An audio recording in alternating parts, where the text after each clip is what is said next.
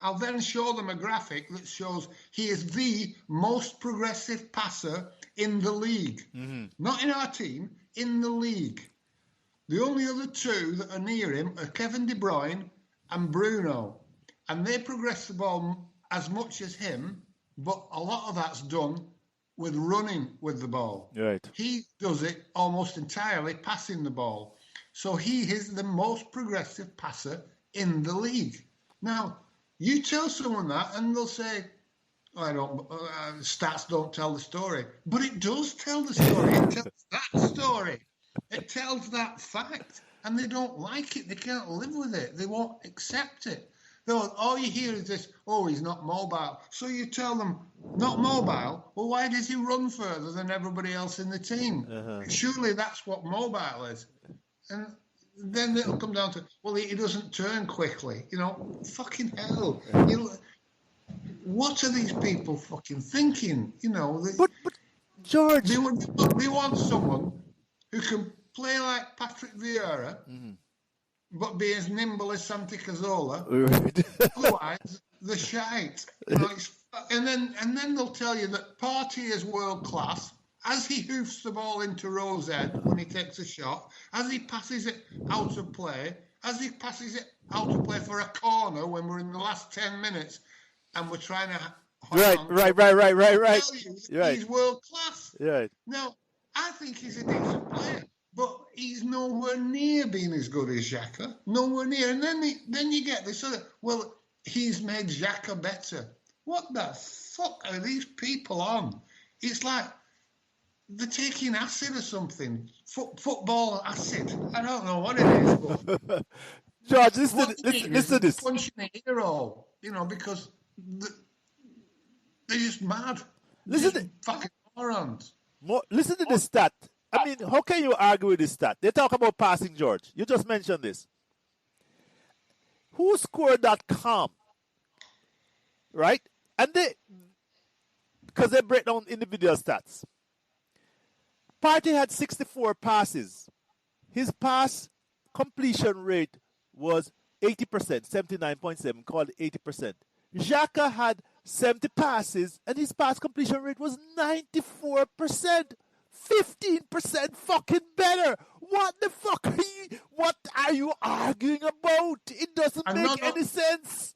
Not only that, but I would be willing to bet the farm that not only did he have a better pass percentage rate, but that he passed more yards forward than Partey. That is your point.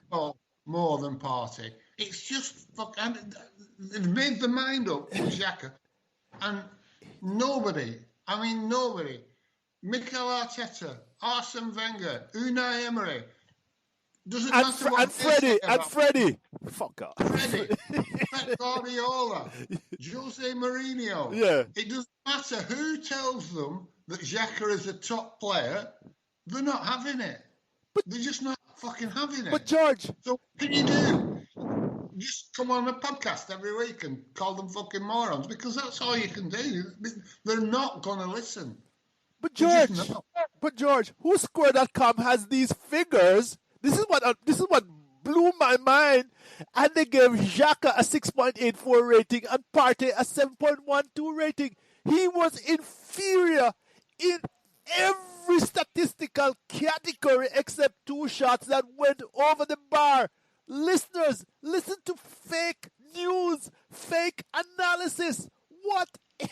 Don't you see that as an Arsenal fan, you're being told that your better player is an inferior player? Haven't you learned anything from the past 20 years? That your best manager ever was no good? Now you're fucking 10th. Fucking hell. Don't you get it? I mean, I know it sounds emotional, but it boils my piss. It doesn't make any sense.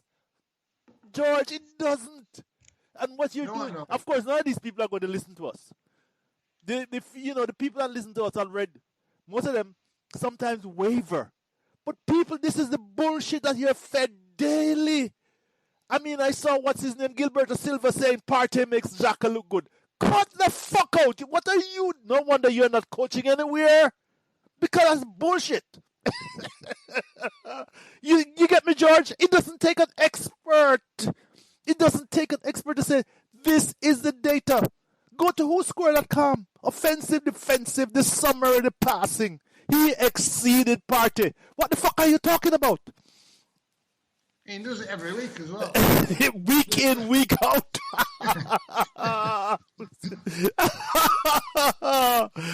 And not only that, he's directing the play. He's telling people where to go. He's fucking organising. And he's the only damn one who will get into a fight with the goddamn Spurs who want to get him sent off. Oh, I know. He's the one that you want stood next to you in the bar when it's all kicking off. Yes, right. Not somebody else. Not somebody else that you were told was a good fighter. He wants somebody who can actually throw a punch. Yeah, exactly. He's fucking nuts. but we're pissing into the wind. I anyway, know. Let's move on. Yes, we move on, George. But I think I want to share that with the fans. This is nonsense. Yeah. So, George. So what I wanted to say next was yes. Mikel Arteta dropped Pierre-Emerick Aubameyang. Yes. that one had me for a moment there, but go ahead, George. Now, what I did when I saw this, I reacted in the way that I said I didn't want to react last week. I looked for a negative on Arteta's part. I thought, well, you're going to either drop him or you're not. Get him out the squad or play him. Don't do one or the other. It's a sign of weakness, not a sign of strength. But I've reflected on that now, and I think I was wrong. Because the punishment might have fit the crime.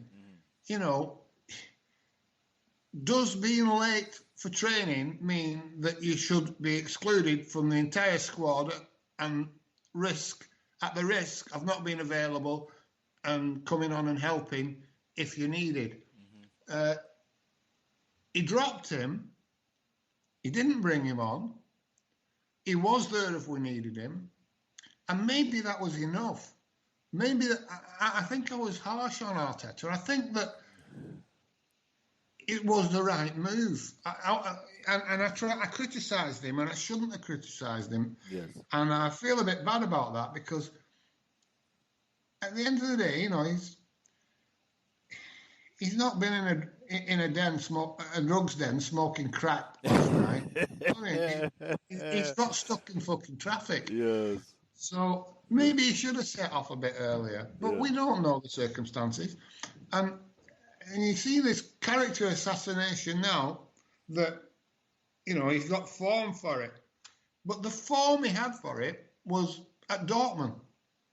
No, I don't think anybody's saying that he's been late and had a bad disciplinary record at Arsenal. They're saying it was at Dortmund. Yeah. And we have to be careful that we don't accept this bullshit. You know, it's easy because all of a sudden he can become an Ozil character that we're paying this ridiculous amount of wages for, and he can't even bother turning up to training. But I'm going to give credit to Arteta here. I think he dealt with it well.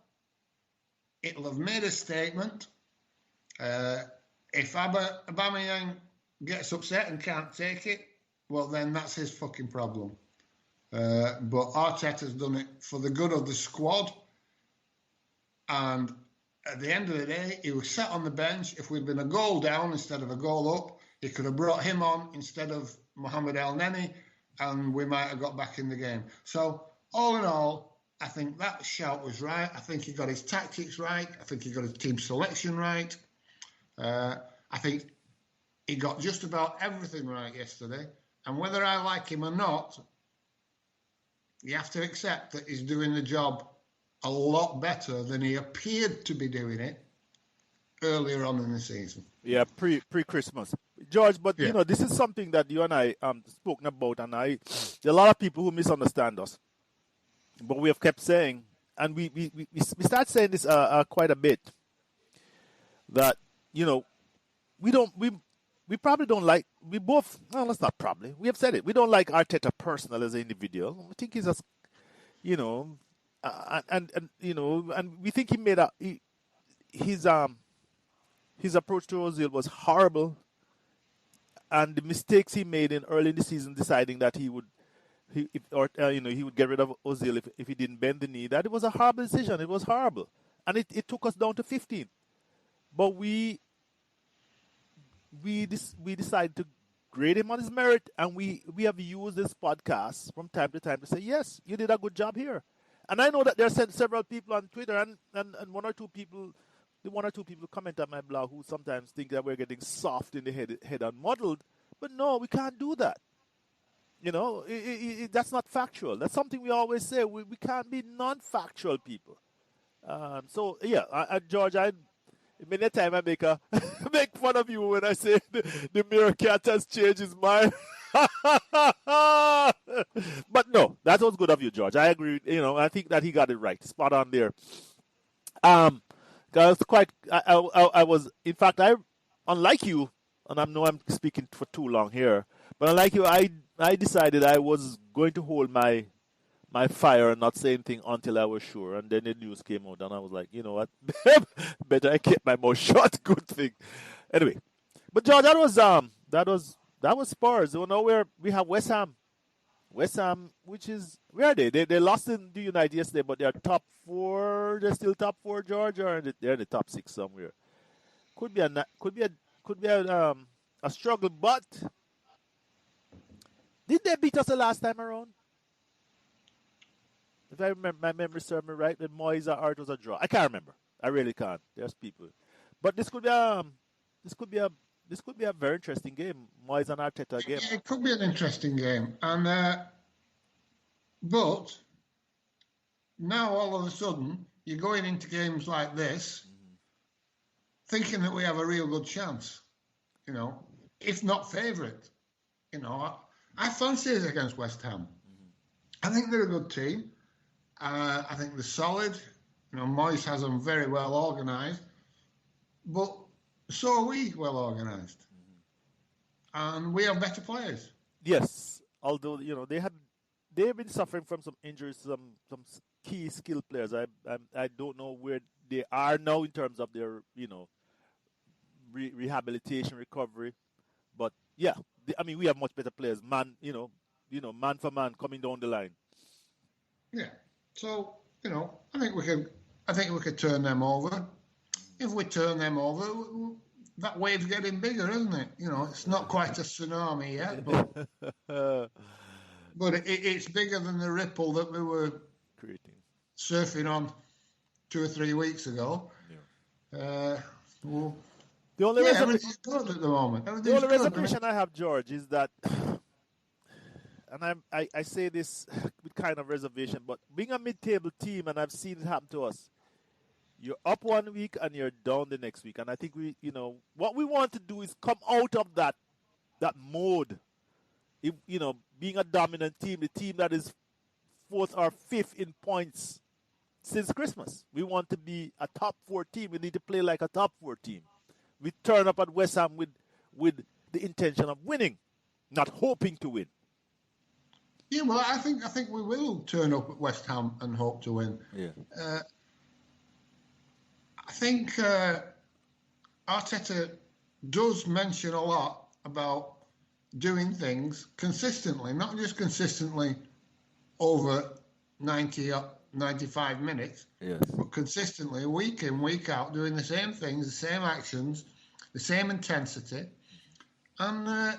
You have to say it's getting there. And maybe it has taken a while for the players to adapt to it. Maybe he is getting it right. You look at Bielsa. He didn't go into Leeds and win promotion in his first year. No, he didn't.